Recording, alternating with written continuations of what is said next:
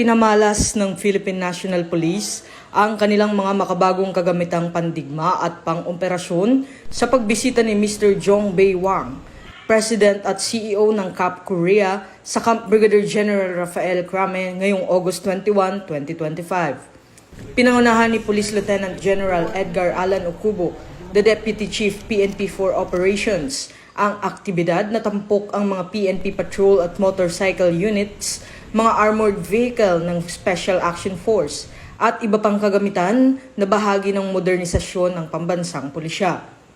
Ang static display na inilagay sa harapan ng bulwagang Lapu-Lapu ay inihanda sa pangunguna ng Police Community Affairs and Development Group bilang opisyal na responsible unit.